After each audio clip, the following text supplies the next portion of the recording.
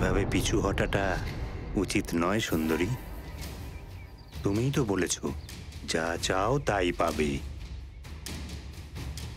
আমি তাই তোমাকে চাই সুন্দরী, আর আমি যা চাই সেটা ঠিক পেয়ে যাই সুন্দরী। প্রেম অথবা ছলে বলে কিংবা কৌশলে।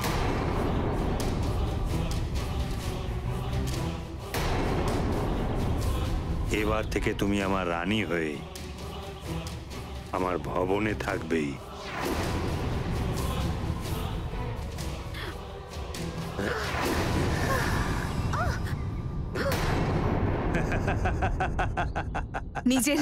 নিজের সীমাতে থাকো তুমি। আমি তোমার ইচ্ছা পূর্ণ করেছি, এবার তুমি আমার ইচ্ছা পূর্ণ করবে। এটা তুমি ঠিক করছো না যক্ষরাজ। আমি ইন্দ্রদেবকে বলে দেব। কি বলবে দেবরাজকে? এটাই তো যে তোমার কথাতেই আমি ওই ঋষিকে অপহরণ করেছিলাম। ওই নির্দোষ বালককে কষ্ট দেওয়ার জন্য খুব ভালো কাজ করেছিলে তো তুমি। ছেড়ে দাও আমাকে, ছেড়ে দাও আমাকে যক্ষরাজ। অনেক হয়েছে, এবার চুপচাপ চলো আমার সাথে।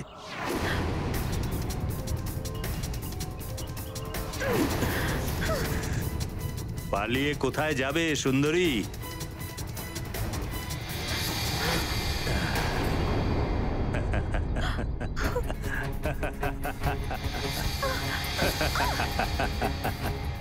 ছেড়ে দে আমাকে, রক্ষা করো কেউ আমার, বাঁচাও। আমি আছি তো তোমাকে রক্ষা করার জন্য। তোমায় এখান থেকে অনেক দূরে নিয়ে যাব।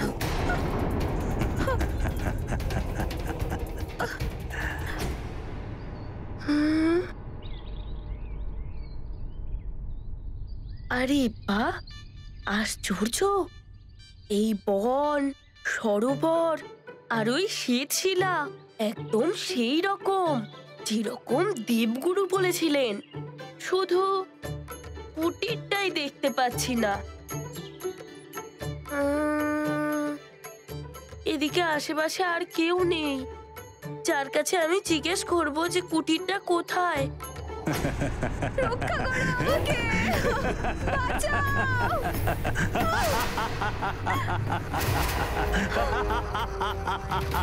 রক্ষা করো আমায়, বাঁচাও, বাঁচাও।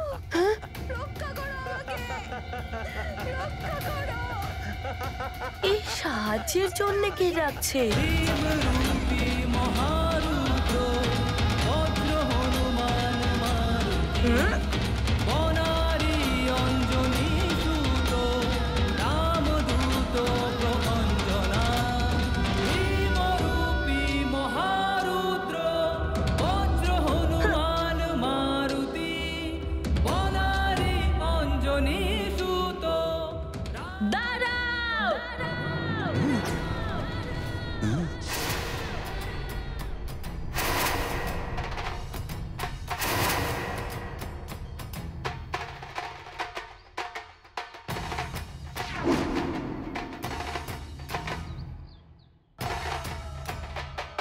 বানর, আমার সামনে থেকে সরে যা। উর্বশী মাসিকে ছেড়ে দাও বলছি। মাসি?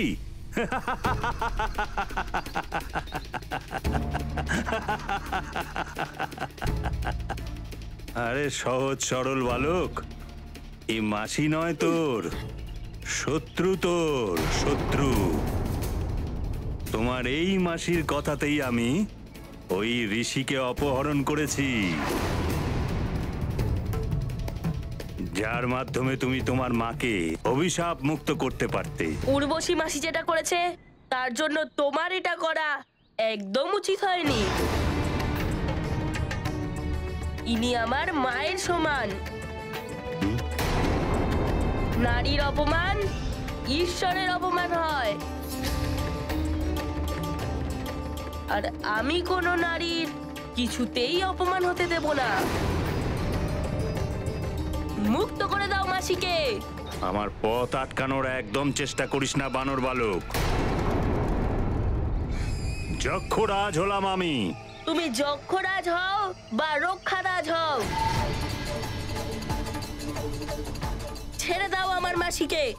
আর এটা বলো যে তুমি ওই মুনি ঋষিকে কোথায় নিয়ে গিয়েছো।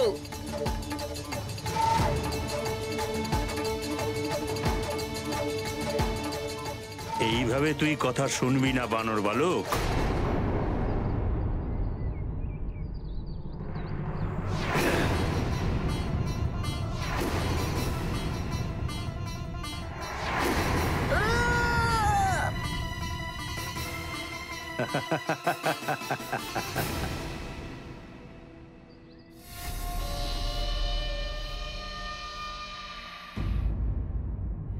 জয়ন্ত, হনুমান ফেরত এসেছে নাকি?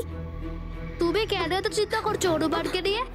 ওর যখন সময় হবে ও নিশ্চয়ই আসবে। এরকম বলতে নেই পুত্র। হনুমান এই অল্প বয়সেই এই সংসারকে প্রলয়ের থেকে বাঁচিয়েছে। নিজের মায়ের মুক্তির জন্য দেবতাদের দেওয়া বরদানও ত্যাগ করেছে।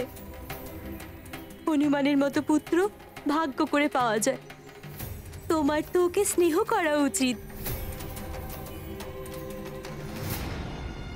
তোমার মাতা শচী আর তোমার পিতা দেবরাজ ইন্দ্র হনুমানকে তোমার থেকে অনেক বেশি বলে মনে করেন। পুত্র তো তুমি ওদের, কিন্তু হনুমানের প্রতি ওনারা এতটাই প্রভাবিত যে ওর ভক্ত হয়ে গেছেন। ওনাদের তো মনে হয় হনুমানের সম্মুখে জয়ন্ত কোনো যোগ্যতাই রাখে না। কি ভাবছো জয়ন্ত? তুমি দেবরাজের পুত্র। যেই সম্মানের যোগ্য তুমি, সেটাকে সম্মান করার গুণ তোমার মধ্যে থাকা উচিত।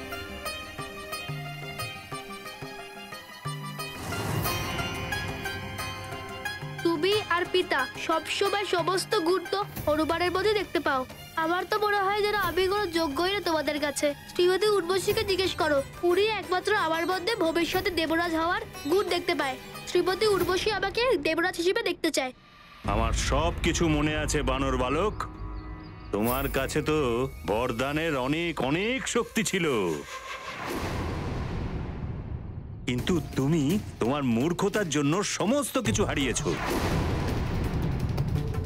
আর এখন ওই শক্তি ছাড়া না তো তুমি আমার কোনো ক্ষতি করতে পারবে, আর না আমাকে থামাতে পারবে।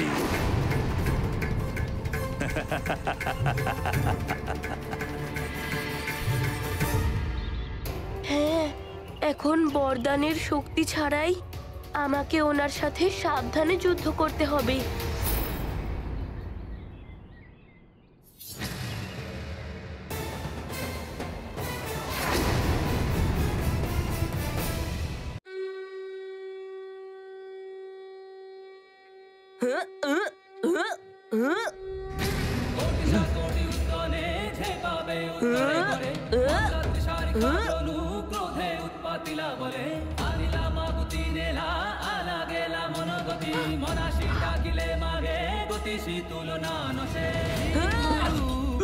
মহারুদ্র বজ্র হনুমান মারুতি বনারী অঞ্জনী সুত রামদূত প্রভঞ্জনা মহাবলী।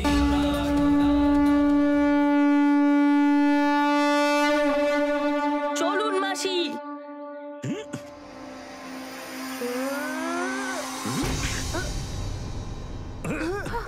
হনুমান,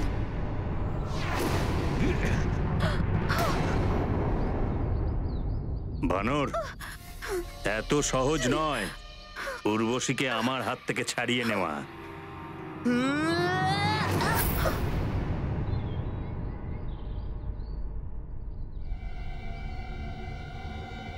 হঠাৎ করে এটা কি হলো?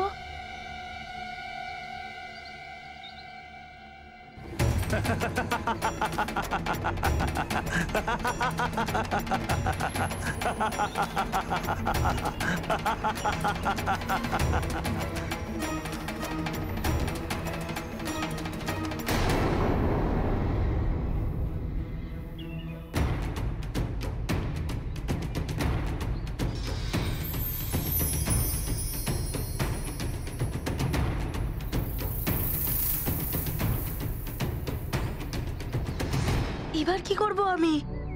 সময় থাকতে থাকতে যদি আমি মুনি ঋষিকে না খুঁজি তাহলে মাও মুক্ত হবে না। আর আমি কি করব? এবার দেখবে, না তো তুমি তোমার মাসিকে পাবে, না পাবে তোমার মা।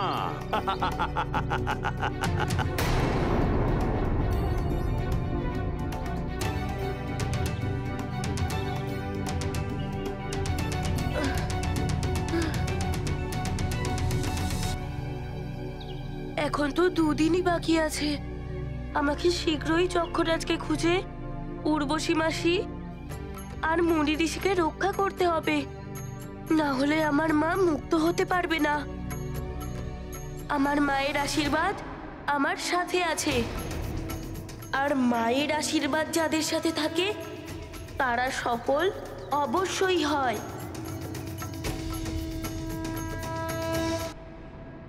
সময় পেরিয়ে যাচ্ছে, হনুমানের কাছে তো বরদানের শক্তিও নেই। ও কি করে নিজের কাজ শেষ করে সময় মতো ফিরবে? হে মহাদেব, ওকে সাহায্য করুন।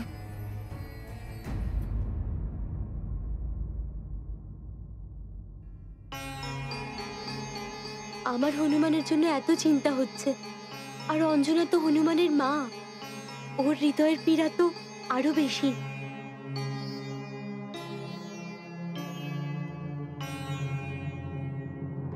অঞ্জনা,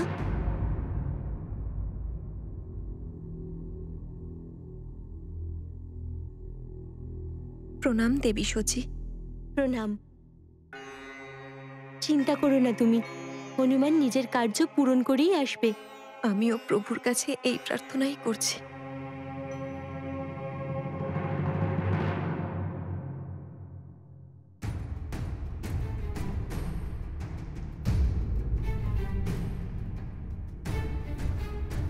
কি হলো ঐরাবত?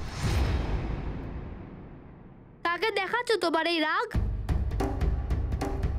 অনুবারকে ভ্রমণ করাতে নিয়ে গেছিলে না, পিতাশ্রী অনুমতি ছাড়া?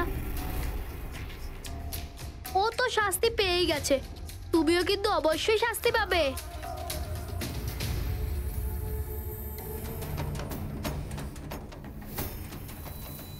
আর হ্যাঁ, আমার খুব চিন্তা হচ্ছে তোমার ওই বানর মিত্রর জন্য। কি যে হবে ওর।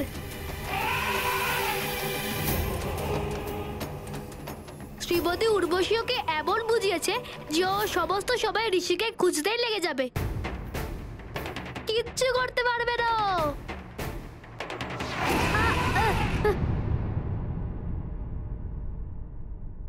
ঐরাবত, তুমি আমায় ফেলে দেওয়ার জন্য প্রয়াস করেছো, তোমার শাস্তি হবে এর জন্য। সেনাপতি, ওকে ধরো, ও যেন কোথাও যেতে না পারে।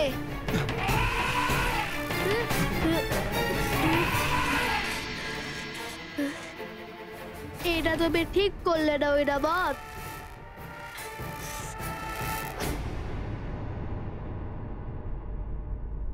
সময় পেরিয়ে যাচ্ছে, কি করব আমি? কোনো পথ দেখতে পাচ্ছি না। এটা তো ঐরাবতের চেল্লানোর ধ্বনি।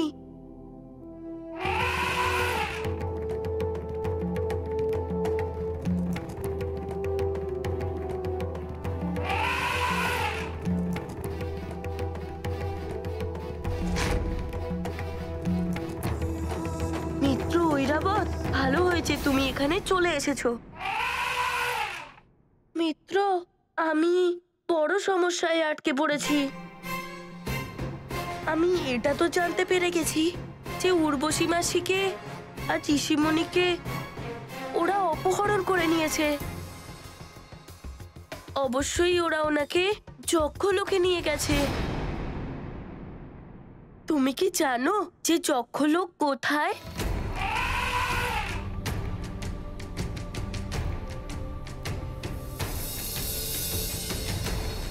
না মিত্র ঐরাবত,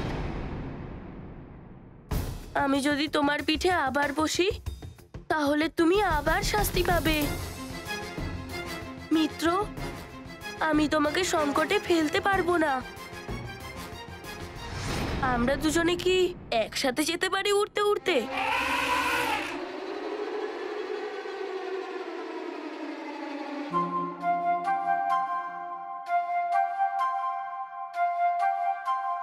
যাওয়া যাক ঐরাবত।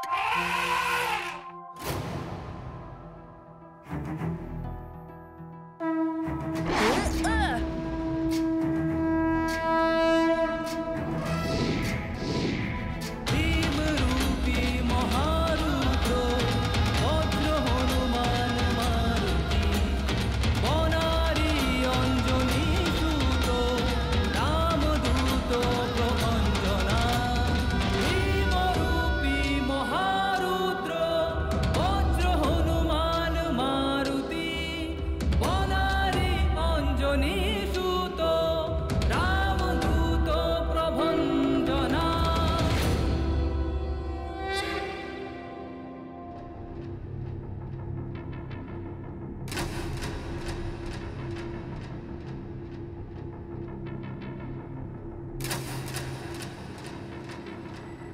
আচ্ছা, তাহলে এটাই হলো যক্ষ লোকের দ্বার।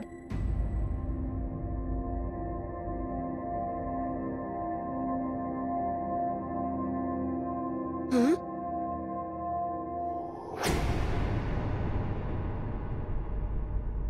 কি হলো মিত্র, তুমি কেন দাঁড়িয়ে গেলে?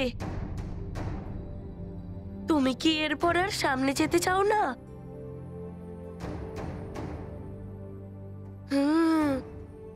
তোমার সামনে না যাওয়া এর তো কোনো বিশেষ কারণ রয়েছে। আমাকে এতটা পৌঁছে দেওয়ার জন্য ধন্যবাদ মিত্র। আমি এরপর সামলে নেব।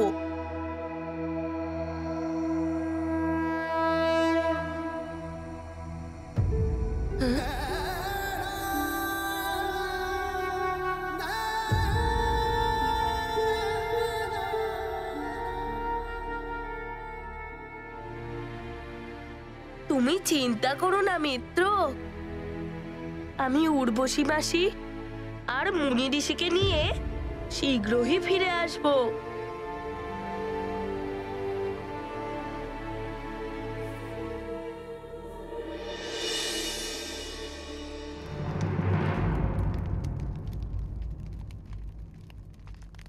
উর্বশী, যে কোমল পায় একদিন কখনো ঘুঙুর শোভা পেত, আজ সেই কোমল পায় আজ কঠিন শিকল। না না, এই শিকল ভালো লাগছে না। আমি তোমায় ঘুঙুর পরাবো না সুন্দরী। আমি তোমায় এখানে নৃত্য বা মনোরঞ্জনের জন্য আনিনি।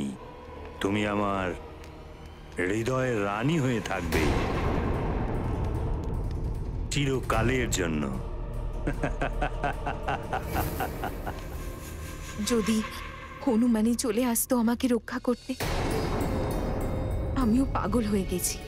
যার পথে আমি কাঁটা ছড়িয়ে দিয়েছি, আজ তার কাছে আমি পুষ্পের আশা করছি।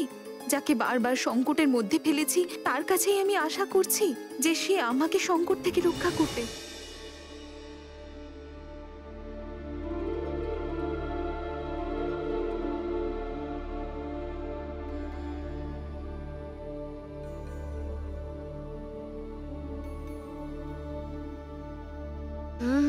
তাহলে এটাই হলো যক্ষ লোকের দ্বার। খুবই অদ্ভুত।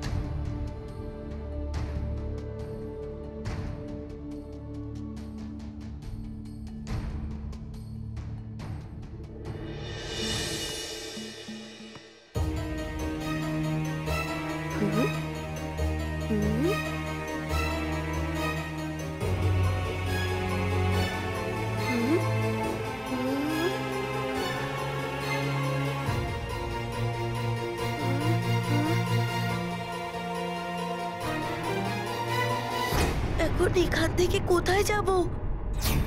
এই দিব্য সেতুর দ্বিতীয় প্রান্ত দেখাও যাচ্ছে না।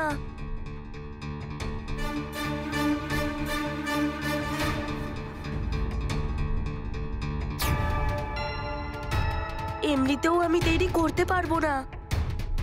আমি উড়ে দ্বিতীয় প্রান্তে চলে যাচ্ছি।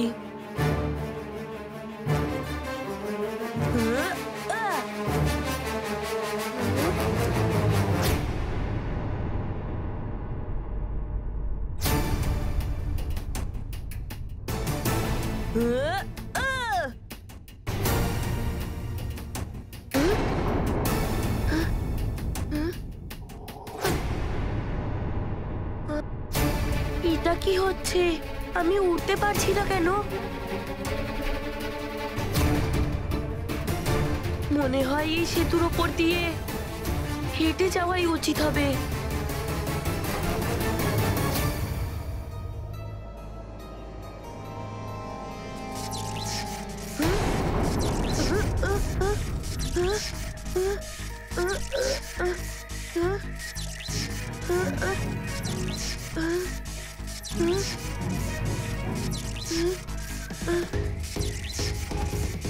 হঠাৎ এটা কি শুরু হলো?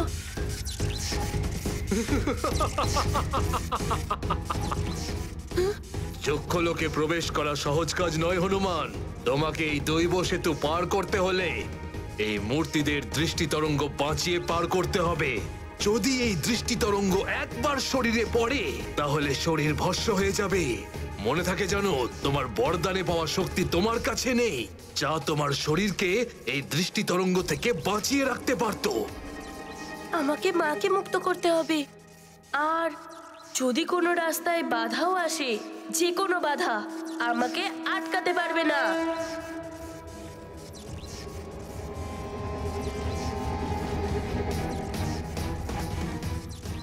এই দৃষ্টি তরঙ্গের মায়াবী চালকে ভালো করে দেখতে হবে, তাহলেই এখান থেকে সুরক্ষিত হয়ে বেরোতে পারবো। আমার তো মনে হয়েছিল যে ওই দিব্য সেতুর দ্বিতীয় প্রান্তে যক্ষলোক থাকবে, কিন্তু এখানে তো একটা পর্বত আছে। কিন্তু ওড়ার সময় আমি যক্ষলোকের ঝলক কি করে দেখতে পেলাম?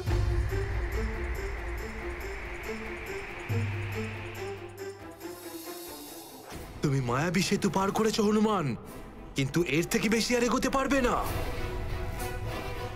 ওই পর্বতের ওপর দাঁড়িয়ে দেখি যে আমাকে কোন দিকে যেতে হবে।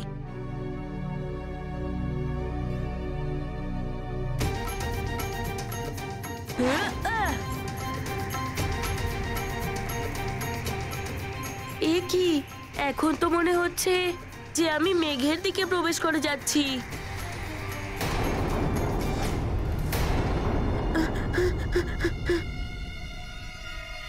আচ্ছা, তাহলে এটা পর্বত নয়, একটা ভ্রম মাত্র যক্ষলোকের, যার জন্য যক্ষলোক সবার থেকে লুকিয়ে থাকে।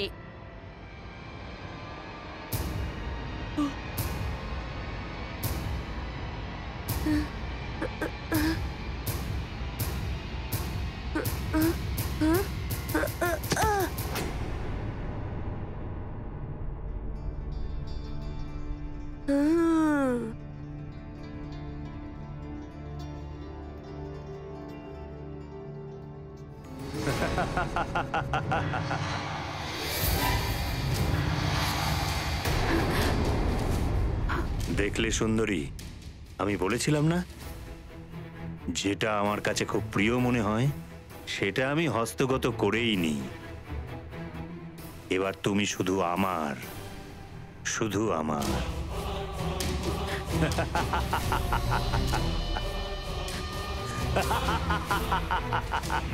যক্ষরাজের জয় হোক। কি খবর এনেছো সেবক? যক্ষরাজ, ওই বানর বালক হনুমান যক্ষপুরীতে প্রবেশ করেছে। ওকে স্বাগত জানাও, আর খুব প্রেমপূর্বক ওকে আমার নিকটে নিয়ে এসো। যথা আজ্ঞা যক্ষরাজ। যাও।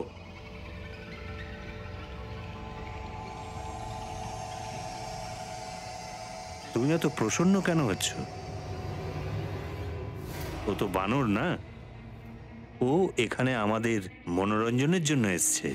যতক্ষণ মন চাইবে ক্রীড়া করব ওর সাথে, আর যখন আমার মন ভরে যাবে ওকে শেষ করব।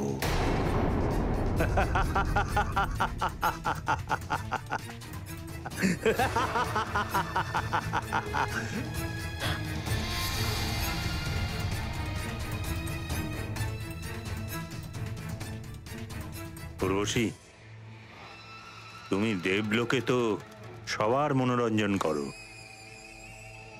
আর যক্ষপুরীতে আমি তোমার মনোরঞ্জন করছি।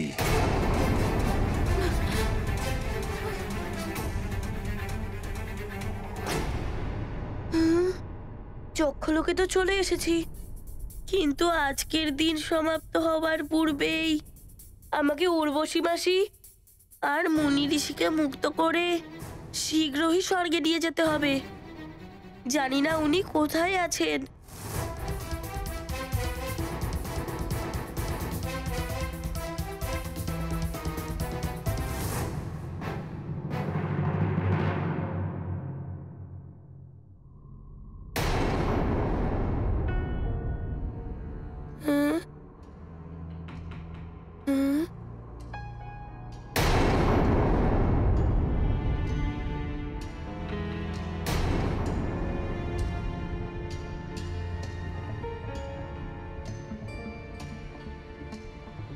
এটা কি? মনে হচ্ছে যে ওরা আমাকে স্বাগত জানানোর জন্য দাঁড়িয়ে আছে।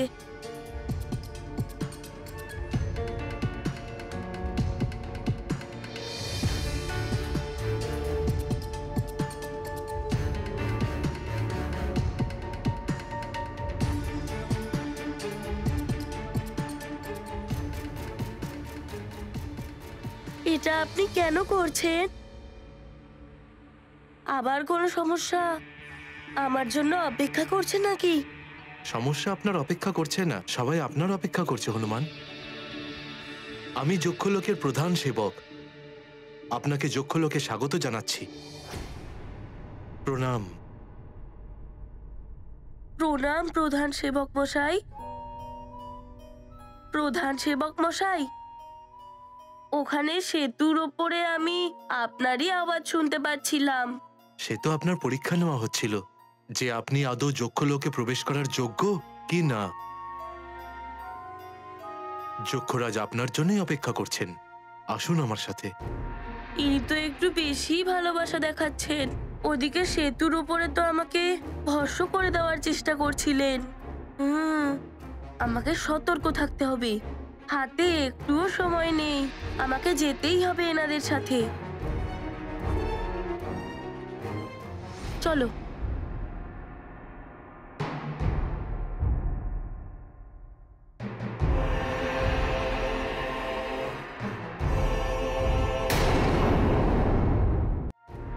লঙ্কেশের জয় হোক।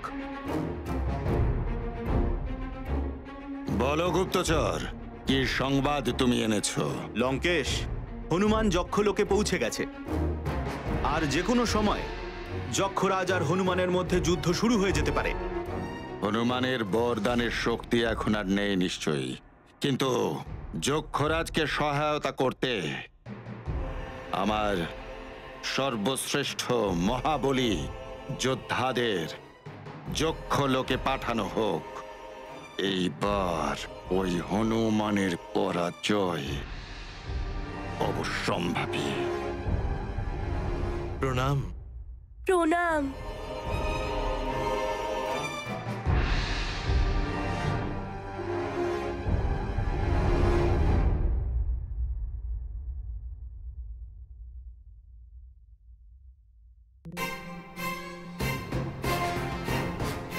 এরা সবাই আমাকে রণাঙ্গনে কেন এনেছে?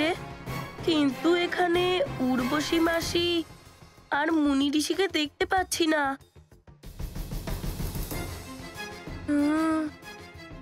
জানি না কোথায় থাকবেন ওরা।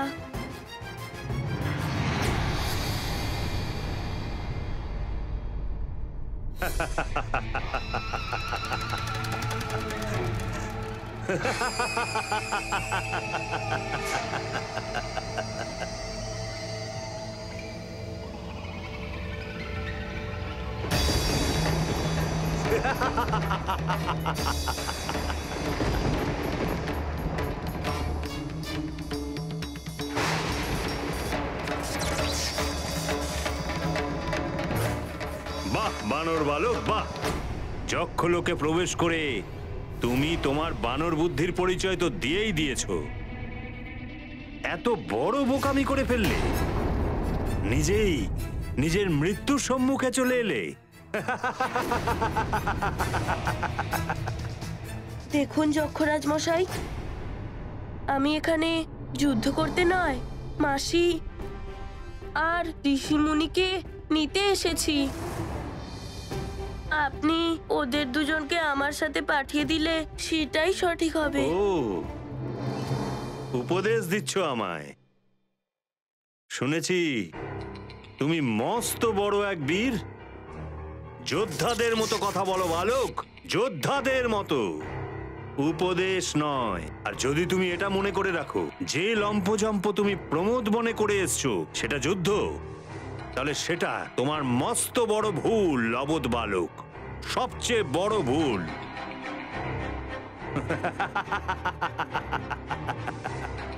দেখুন যক্ষরাজ মশাই,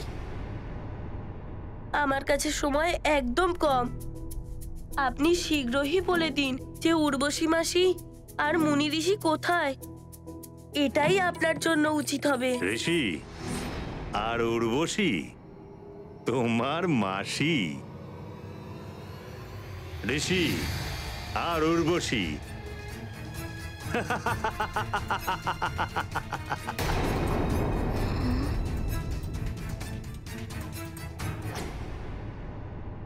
মুনি ঋষি, মাসি,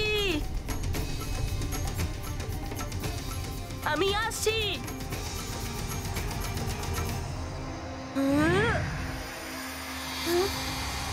এ কি, এরা হঠাৎ করে কোথায় চলে গেল?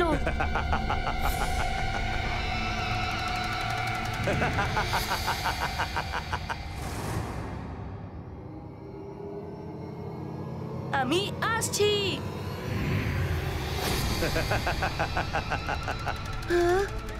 আবার লুপ্ত হয়ে গেল।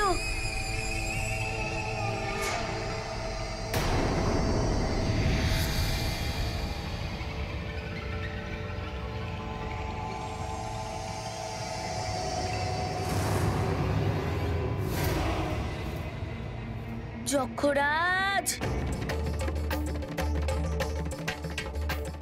আমি আসছি মাসি।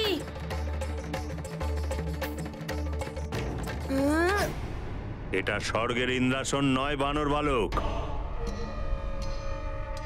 যেখানে তুমি বিনা অনুমতিতে পৌঁছে যাবে। এটা হলো যক্ষপুরী। এদের কাছে পৌঁছতে গেলে তোমাকে অবশ্যই আমার অনুমতি নিতে হবে, আর অনুমতি সে আমি কখনোই দেব না। ভুলে যাও তোমার মাসি আর তোমার মাকেও।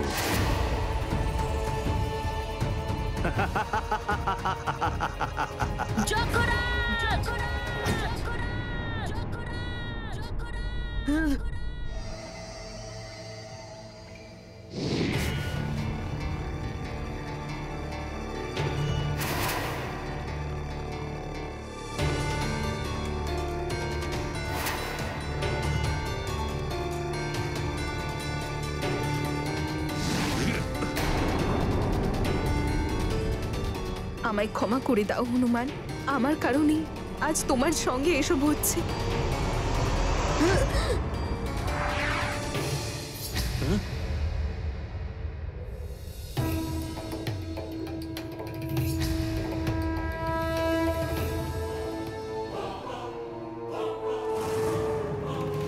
আমার পরবর্তী প্রহার থেকে তুমি ওই গদার মতো ওই স্তম্ভে মিলিয়ে যাবে।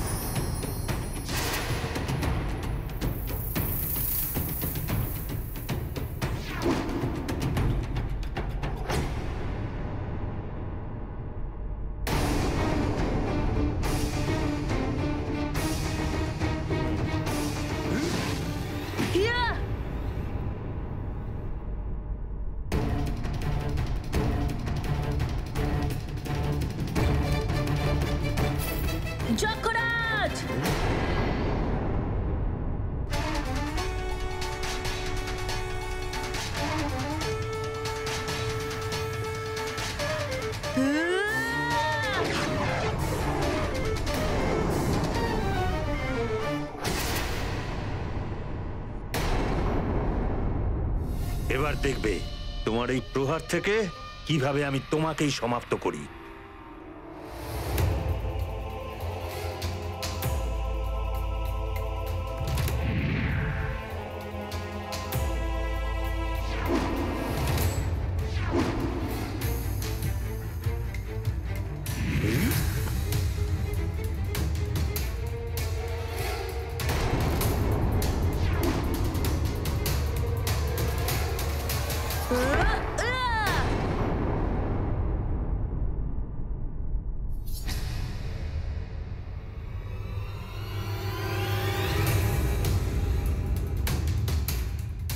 দেখলে তো বানর বুদ্ধি বালক, যে তোমারই অস্ত্র পাল্টা তোমাকেই কিভাবে প্রহার করলো।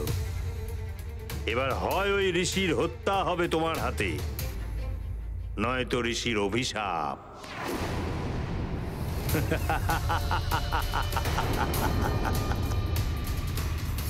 এটা তো অনর্থ হয়ে যাবে।